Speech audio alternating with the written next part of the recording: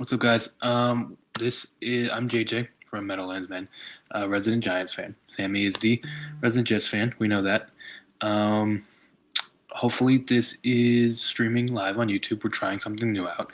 Uh, and real quick, me and Sammy are going to go live a little later, but real quick, I wanted to run through a 3 round mock for the Dolphins post the Jalen Waddle trade. I'll be using PFF. I'll be setting all their sliders to neutral and in hopes for um, the most realistic results.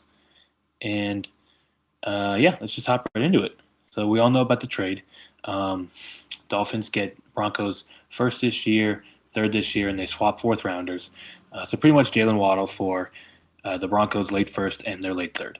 So some pretty nice assets that the Dolphins can use to continue to rebuild this team, which they have a lot of work to do. Yeah, so let's hop right in. All right, so we're going to start the draft, go right to pick 11. Unrealistic, but Caleb Downs here is on the board. I think that is a no-brainer.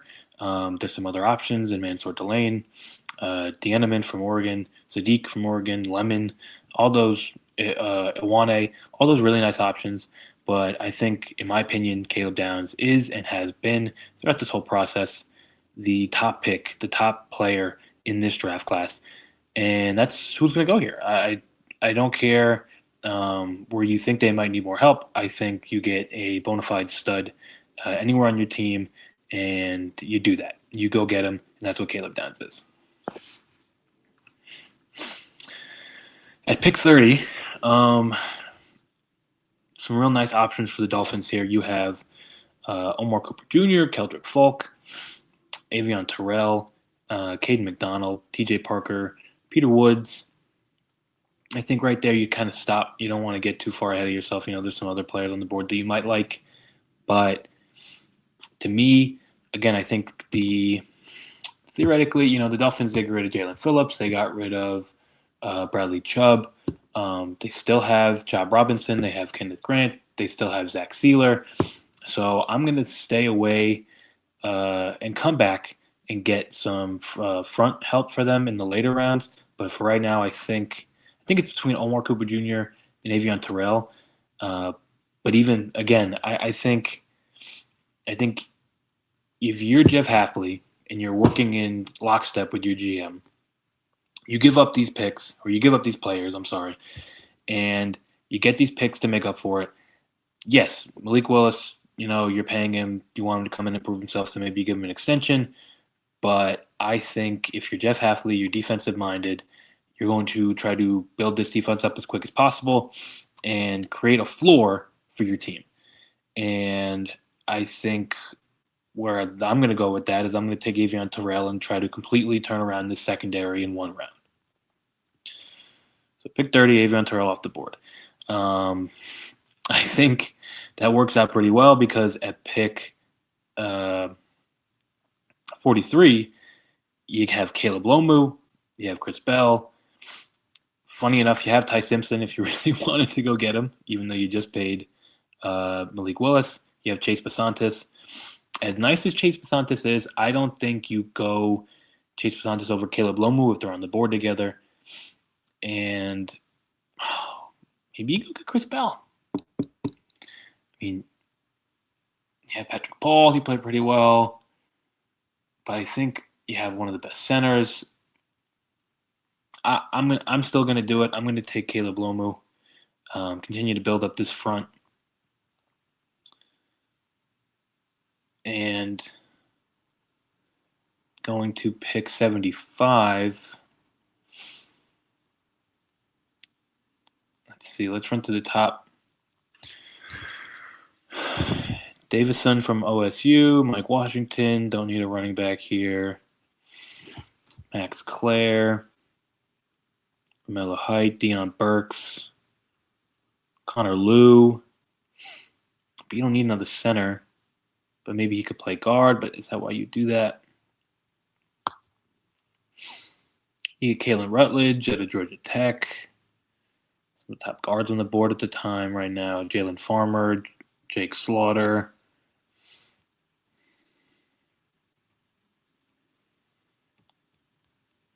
Do you take Drew Aller or Garrett Nussmeier because you don't think they're going to be there later? You want to take a shot at quarterback?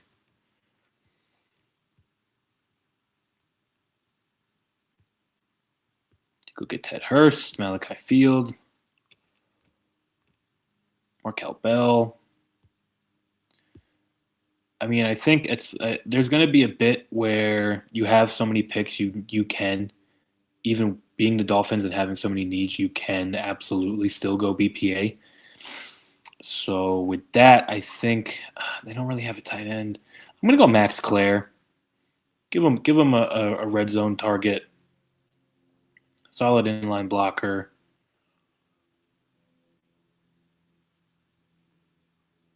Pick 87.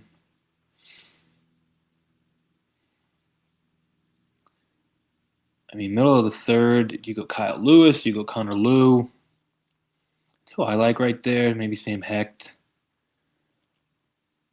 Sean Benny, if you really want some front help. But again, I think you can still get that later in the round. There's Dante Corleone still to come. Only 3 picks later.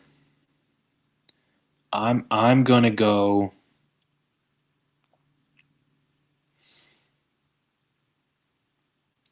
I think I'm gonna go Kyle Lewis here out of Pittsburgh. Give him some more defensive help. And then 3 picks later, you can still come back around and get Connor Lew. So that's what I'm gonna do. And then in their last pick, in 3 rounds, there's at least 2 more on the top 150 here for the Dolphins, but we're not going to do that round right now. Is pick 94, and honestly, go get Malachi Fields. It may be a bit of a reach there, but I think this team would do something like that. And PFF grades it out to A-. Their only critique there is to take Chris Bell over Caleb Lomu, but you got your big body threat, Malachi Fields, at the end of the third, even with all that. I think that works out really well. You have a lot of young players that can pan out, or you hope to pan out, but are definitely worth the shot. You're gonna get results like that, especially if you do the Dolphins in a mock draft because of all their high picks at this point. And just for fun, let's run through the Broncos, see what they shake out with within 3 rounds after giving up all these picks. Which, you can argue, did they overpay for Waddle? Maybe, but as much as we like to think of when a team has like pick 33 through 38, you like to think of it as like a late first rounder essentially. They're probably thinking of theirs as a early second, right? So with that, you don't want to overvalue that and maybe call around, find a team that will overvalue that. Like the Dolphins did, clearly. But again, they're in a position where they have to because they have so many needs, they have so many holes to fill. But the Broncos don't. The Broncos were a Bo Nix ankle injury away from a Super Bowl, and I think they're still within that window. I think Jalen Waddle gives them a bona fide playmaker at receiver that separates. It kind of puts the Broncos receiving core into tiers where we had Cortland Sutton, and then we had everybody kind of lumped in at this mid-tier to maybe below average level of Marvin Mims, Troy Franklin, Pat Bryant, and a couple others. But now it's, Cortland Sutton and Jalen Waddle, and even Jalen Waddle maybe a little above Cortland Sutton, and then the rest of the core. So give Bo Nix another weapon, someone to rely on, gives another dimension to this Broncos offense. Sean Payton, I'm sure, will find a way to use him. But let's see what they're going to get with these picks that they have left. Let's see, start the draft.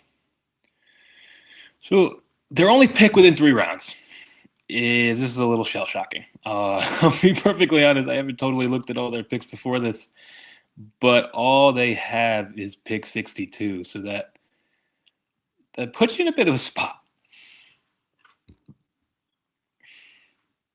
On the board, I'll read some options on the board. At the top of the board right now is Jake Golday, Skylar Bell, Joshua Josephs, Caleb Tiernan, Derek Moore, the dentist, DDS, Dennis Sutton out of Penn State, Antonio Williams. You're not going to go get a receiver. You're not going to go get a running back. You could get big citrus if you really wanted to in Dominique Orange, but you go get Jake Galday instead because you let Dre Greenlaw go. You brought back Stranad, you brought back Alex Singleton, but again, they're a little limited as players, anyways, and they're a little on the older side at this point too. They're mid-level contract players. Jake Galday is thought of as this very athletic linebacker who can play a bit of that, not hybrid safety, but can he play slot? Maybe. Can he split the difference between a receiver and the end line? Maybe. If he's athletic enough to do that, he's definitely athletic enough to be a blitzer for you, a spy for you. As good as this Broncos defense is, maybe that's a role they don't have, and if it is, it's Alex Singleton, who again, is already a little athletically limited.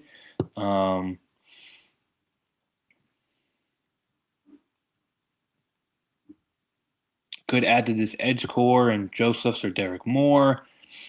Future-proof with Caleb Tiernan at tackle, but you have Garrett Bowles.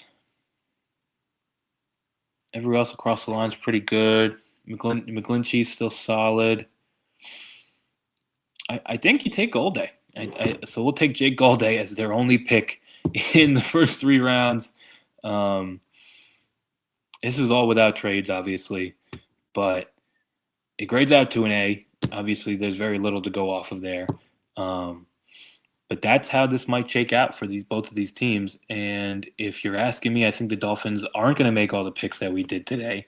And they're going to continue to kind of trade down and acquire more assets for next year's draft, which is, we said this last year about this year's draft, but is said to have more blue chippers, said to have more talent all around.